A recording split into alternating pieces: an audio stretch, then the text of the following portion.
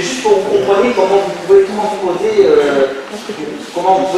quelque chose. Vous allez être dans cette position, et ce que je vais vous demander, en fait, c'est de trouver voilà, la solution pour rentrer sur la personne qui est derrière. Alors, ne faites pas ça. Hein, alors, vous pouvez le faire dans la rue, hein. Ne sais pas, c'est grave et c'est très bien. Ce que je veux, c'est que vous rentriez sur la personne là, et que vous vous retrouviez dans la position d'amener au sol. Pour ceux qui peuvent, vous faites amener au sol.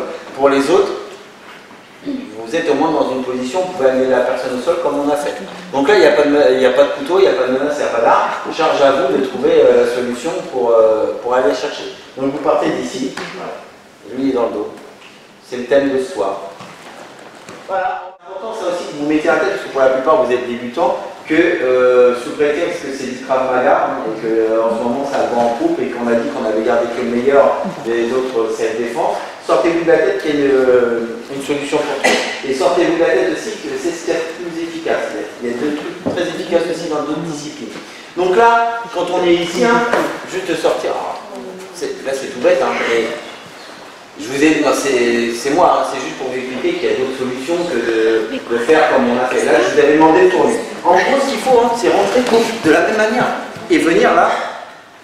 Moi, je ne cherche même pas à enrouler le bras. Je suis rentré comme je suis rentré tout à l'heure. Je suis rentré là et vous voyez, il est descendu hein, parce qu'il a pris 2 frappes. Et là, j'ai toujours ma saisie ici et au lieu d'enrouler le bras, je suis là. Et puis là, c'est encore plus accessible au niveau du genou par rapport à la tête. Donc ce qu'il faut que vous compreniez, c'est que c'est la façon dont vous allez engager la personne qui va faire que vous avez des possibilités. S'il est dans le dos et que vous faites ça là, et que vous restez, lui, derrière, il bouge, il vous met une gifle, peu importe.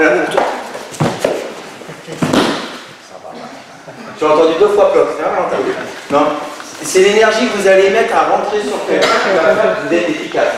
Si vous ne sortez pas un petit peu, j'ai envie de dire, pardon pour l'expression, les doigts du cul, et que vous n'y mettez pas un peu d'énergie, eh bien, vous allez rester tout le temps à pratiquer tout doucement. Vous allez peut-être être très technique, mais vous ne serez pas réellement efficace en cas de conflit. C'est important que d'un coup, là, en un centième de seconde, vous passez de 0 à 100.